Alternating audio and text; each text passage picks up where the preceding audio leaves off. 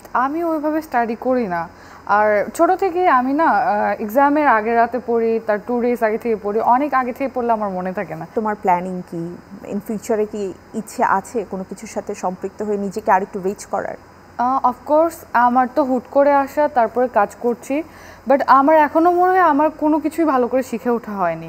আমি প্রতিদিন নতুন করে শিখছি। সো আমার মনে হয় আমার স্টাডিটা একটু কমপ্লিট হয়ে নেই, দেন আমি হচ্ছে কোনো জায়গা থেকে একটু প্রাতিষ্ঠানিক শিক্ষাটা নিব, কীভাবে অ্যাক্টিং করতে হয়, কীভাবে এক্সপ্রেশন দিতে হয়, দেন আমি আবার ভালো করে স্টার্ট করব।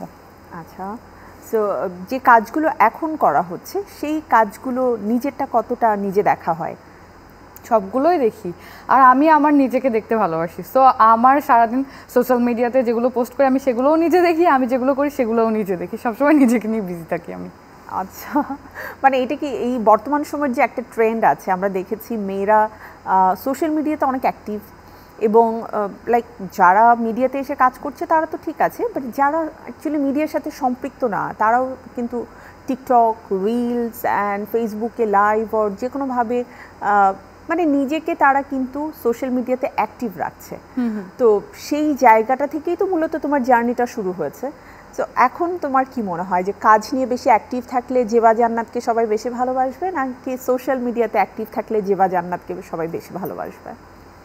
হয় কি, সোশ্যাল মিডিয়াতে আমার তো অনেক ফ্যান, তারপরে দেখা যায় যে অনেক নোন পার্সন এখানে। সো দেখা যায় যখন আমি কোনো কিছু পোস্ট করি, কোনো হচ্ছে কাস্টিং ডিরেক্টর অনেক থাকে, সো কোনো চরিত্রের জন্য হয়তো বা কাউকে খুঁজছে, ওই সময়টা আমাকে দেখলে ও আচ্ছা আমরা জেবাকে নিতে পারি। সো আমার মনে হয় যে সোশ্যাল মিডিয়া অ্যান্ড মিডিয়া দুইটাতেই সমানভাবে কাজ করা উচিত।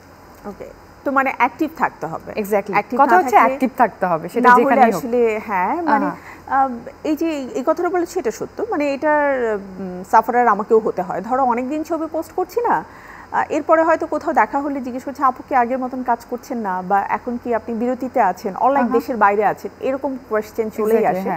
সো এটা একটা গুড থিং যে হ্যাঁ, সোশ্যাল মিডিয়াতে আসলে অ্যাক্টিভ থাকা বা দুইটা মিডিয়াতেই সমানতালে এগিয়ে যাওয়াটা খুব বেশি জরুরি।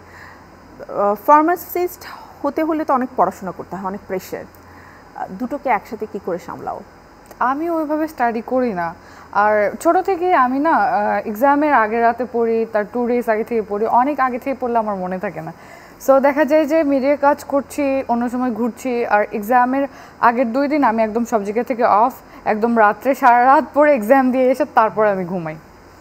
আচ্ছা, ব্যাপারটা কি এরকম যে জেবা অনেক সুন্দরী, যার কারণে ফ্রেন্ডরা সব নোটগুলো পাঠিয়ে দেয়, সব হচ্ছে এটাকে কী বলে, সিলেবাসের আমরা একটা শর্ট ভার্সন ক্রিয়েট করি পরীক্ষার আগে, ব্যাপারটা কেমন হয় যে সবাই পাঠিয়ে দিচ্ছে অ্যান্ড জেবা সেটাকেই পড়ে মোটামুটি খুব ভালো একটা রেজাল্ট করে ফেলছে? হ্যাঁ, এক্স্যাক্টলি। আমার ফ্রেন্ডগুলো অনেক ফ্রেন্ডলি, ওরা সবসময় আজকে অ্যাসাইনমেন্ট সাবমিট করতে হবে, আজকে এক্সাম, কালকে ক্লাস টেস্ট, তারপর এক্সামের আগের দিনে এগুলো পড়লে কাজে আসবে।